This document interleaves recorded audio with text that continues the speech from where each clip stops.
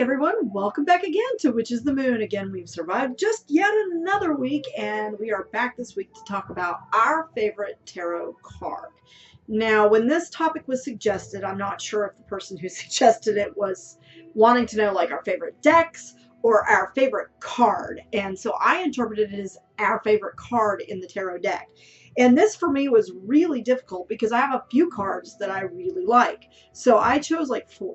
I hope that I don't bore anybody to death with this, but tarot is one of my favorite tools to use in the craft. And I've always been very connected with tarot since I was young. And so there are certain cards that I really like and don't like to see coming up in a deck. And I want to talk about a few of those. Actually, I picked the wrong card. This one's the Nine of Cups.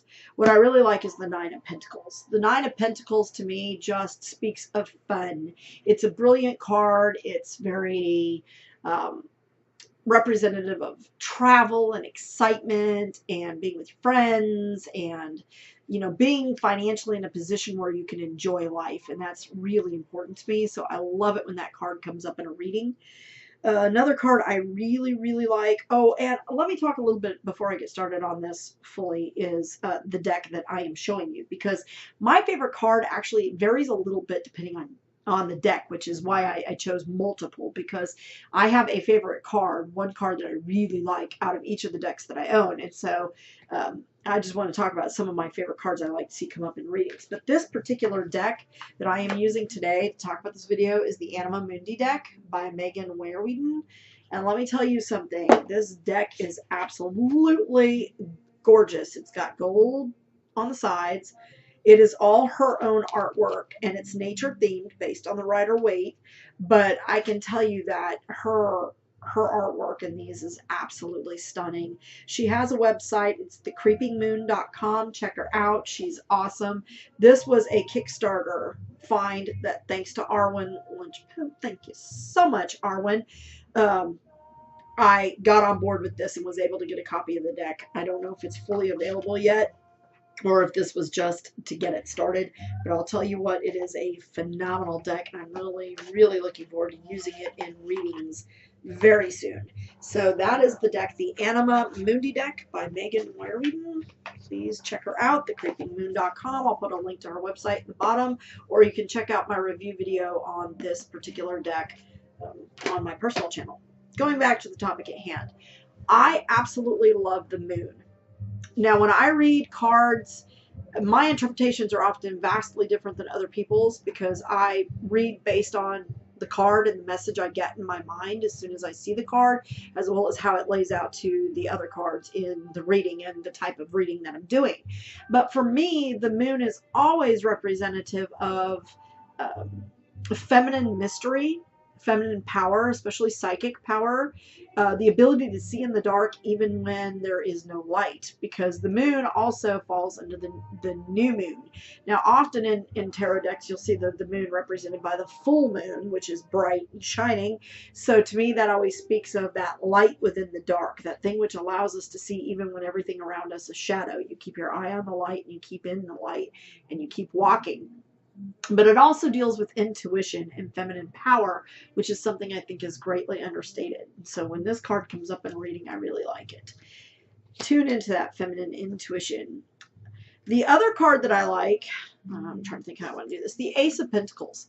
I love it when this card comes up in a reading, because to me this card is indicative of a challenge and a complete victory in terms of prosperity victory. You're going to overcome some sort of financial challenge, and you're being given a great gift in some form, or some wonderful thing is going to come through for you in terms of how you do it. It could also mean that you're not tapping into your potential, that the potential is there and you're not utilizing it. So I like that card too. Another card I really like to see that a lot of people don't like is the Death card. And I really love her interpretation of this card, because it goes in line with my reading on the Death card. As always, as you can see, it is a snake shedding its skin. Death, I think, is often misinterpreted by people who are not familiar with tarot, particularly when you're doing a reading for somebody and they see the death card, they just their eyeballs like sproink. And you have to explain to them that the death card doesn't necessarily mean a physical death. It can, but not always, and usually not. In fact, it's very rare that that's what it actually means. But it means more of a shedding of the skin. It's the death of an old way and the birth of something new. Anytime something dies, it opens the door for new growth. Whenever there's a forest fire and trees are wiped out and animals are wiped out, it opens up room for growth of new and better things. So I really love the death card. I think it's a usually a more positive card than what people like to give it credit for.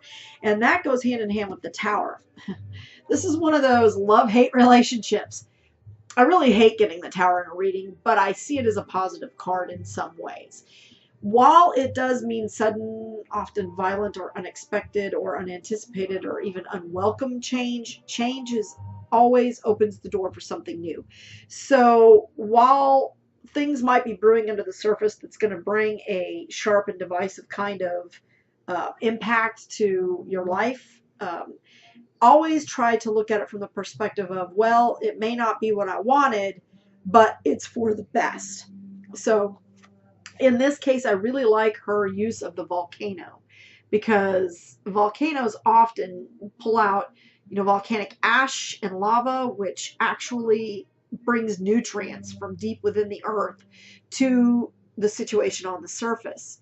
So although it seems like it's being destructive, it's also renewing in some way, which is what I really like about it. So I think that the Death card and the Tower card are very much akin in a lot of ways. And although there are two cards people typically don't want to see in a reading, they won't. Now, my absolute favorite card in the tarot deck is the Hermit.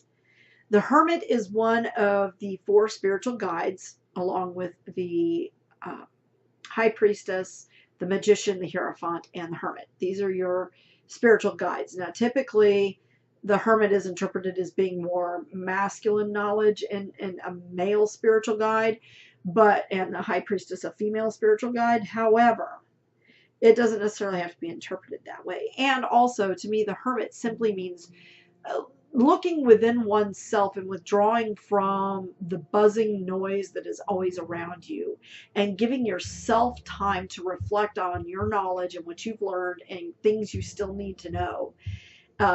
It's taking time for yourself and stepping back away from the responsibilities that others place upon you and giving yourself time. For me, the Hermit bespeaks of someone needing to give themselves permission to be on their own and to hide away from things.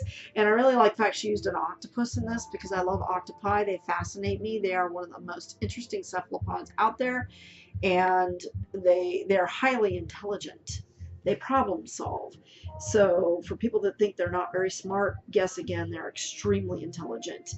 And I think that they're also very shy. They know when to move away from something, and they know when to approach it. And I think that the Hermit teaches us that. It is a card that teaches us that there is a time to everything, and that there is a time when retreat is best for your own personal sanity, if for nothing else. You need time to reflect upon the lessons that life has brought you and to decide where you're going to be. And I do that a lot with like my planner work. I got the new planner from Benabel Wen, the 2018 Metaphysician's Planner. I can tell you that that thing is a godsend. I don't know where in the hell Benabel finds the time to put that thing together. Maybe since she's already got a template, it's just a matter of updating certain things and she can boom, boom, boom it. But I'll tell you what, that is one of the best put together planners I have ever seen. So if you aren't familiar with what I'm talking about, go back a couple of weeks and watch the video on how to balance, work life and the craft, because that planner is comprehensive, and she's got a lot of places for reflection and using witchy tools to enhance your life on a day-to-day basis. She really brings it into the here and now and puts it together. So she includes a spot on tarot readings, and I was thinking that I might take this particular card and put it into one of the sketch pages, copy it and put it into the planner so that I can reflect on that, so that I remember, and even use that space for some reflections that I have. I'm going to try to take once a month and reflect back, like at the beginning of the month, and reflect back to what did I get out of this month? What were the challenges I faced? How did I meet those challenges? Did I meet them in the best way? And really hermit myself. So I'm really considering taking this card in and just kind of like copying it for myself and putting it into my planner so that I will remember to reflect on that and pull back. This is my favorite card because in terms of spiritual guides, spiritual guide cards always speak of divine love for the seeker, for the person. So when I draw this card, I always have a warm, fuzzy feeling. So kind of like that grandpa that you seek out, you know, or that sensei that, you know, Grasshopper needs. It's that kind of card, and I really, really love it a lot. This is a gorgeous deck, and I'm really excited to use it. So, but, you know, no matter the deck, this is my top favorite right here. I also like the Two of Cups because the Two of Cups speaks of that soulmate partnership. And I think that both the Hermit, that fatherly influence, that grandfatherly influence that the Hermit seems to provide in a reading to me is because I don't have a great relationship with my father. And although I loved my granddaddy, my mom's dad, he was always busy. I'd never really, you know, spent a lot of time around him. And my dad's dad passed away when I was 3. So that strong male influence in my life has always been kind of missing. Especially in a nurturing capacity. I mean, my dad was always working. My dad was either working or in school, or he was doing his Shriner thing, which is a masonry thing. But I think that this card always reminds me that that influence is always there. I just need to look for it.